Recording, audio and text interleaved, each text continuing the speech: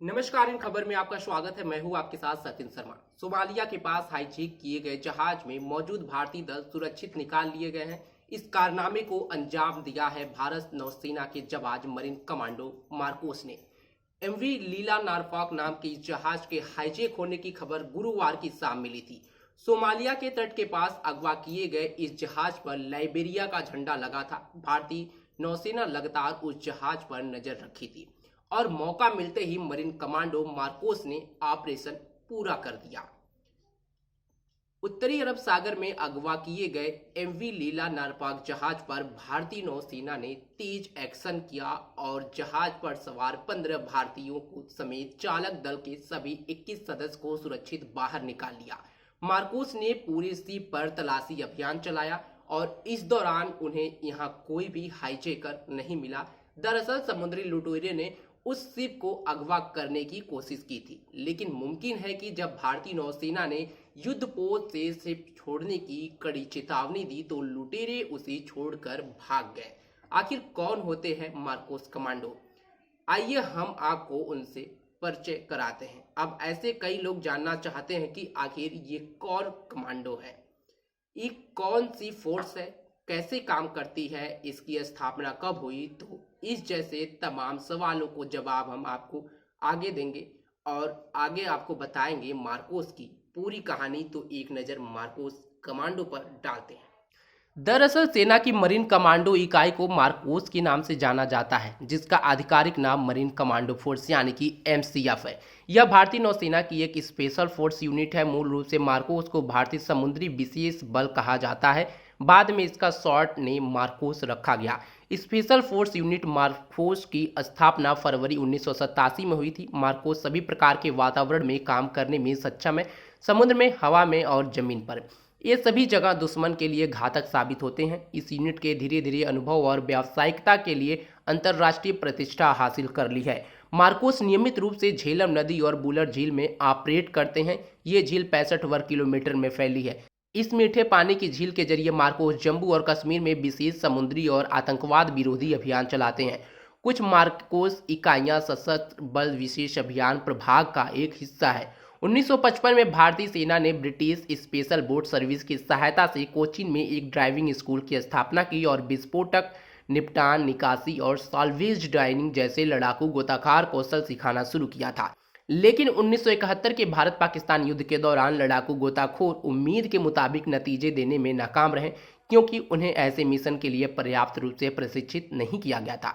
लड़ाकू गोताखोरों ने बांग्लादेश के विद्रोहियों को पानी के भीतर विध्वंस प्रशिक्षण भी दिया था, जिन्हें युद्ध के दौरान मिशन पर भेजा गया था। लेकिन पाकिस्तानी सेना को उनसे कोई खास नुकसान नहीं हुआ। इसके बाद युद्ध के दौरान भारतीय नौसेना ने कॉक्स बाजार में पाकिस्तान सैन्य अड्डे के खिलाफ लैंडिंग ऑपरेशन में भारतीय सेना की सहायता की। युद्ध समाप्त होने के बाद सैन्य इकाइयों को अक्सर एक्सरसाइज के दौरान तैयार किया जाता था।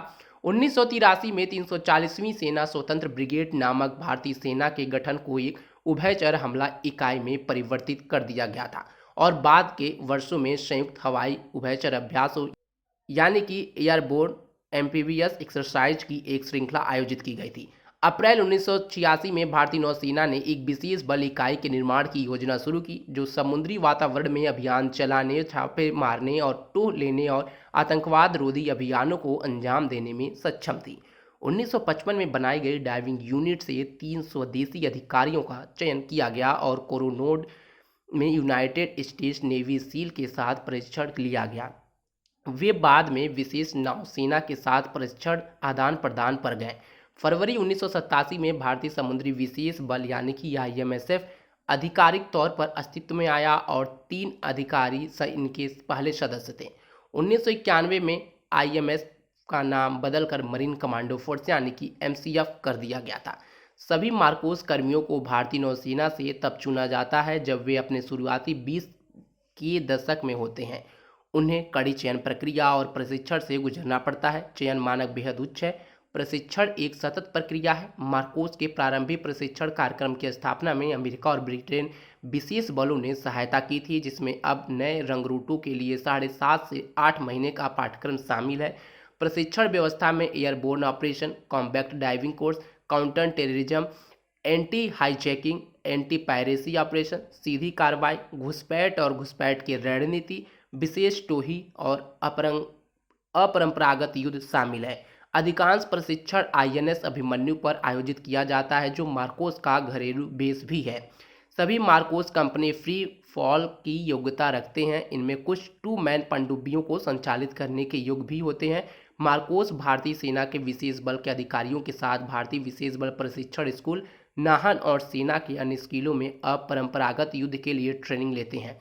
इनमें कर्नाटक के बेलगाम में junior leaders commando training camp, Arunachal Pradesh के तवांग में हाई एल्टीट्यूड माउंटेन वारफेयर के लिए पर्वतन घटन स्कूल, राजस्थान के desert warfare school, Sonmarg Kashmir में हाई एल्टीट्यूड वारफेयर स्कूल और मिजोरम के वेंगरेगटन में counter insurgency and jungle warfare school शामिल है। ये स्कूल नियमित रूप से दूसरे स्कूल देशों के छात्रों की मेजबानी भी करते हैं। असल में मार्कोस को तब नौसेना के भीतर अलग अलग एजेंसियां प्रशिक्षित करती हैं। प्रशिक्षण चयन प्रक्रिया 2 भागों में बनी है। मार्कोस में शामिल होने के इच्छुक भारतीय नौसेना कर्मियों को 3 दिवसीय शारीरिक फिटनेस और एप्टीट्यूड टेस्ट से गुजरना पड़ता है। इस दौरान प्रक्रिया में 80% आवेदकों की स्क्रीनिंग की जाती है। एक और स्क्रीनिंग प्रक्रिया जिसे हेल्थ वीक के रूप में जाना जाता है, यूनाइटेड स्टेट्स नेवी सील्स के हेल्थ वीक के समान होती है। इसमें उच्च स्तर की शारीरिक व्यायाम और नींद की कमी शामिल होती है। इस प्रक्रिया के पूरा हो जाने के बाद वास्तविक प्रशिक्षण शुरू होता है।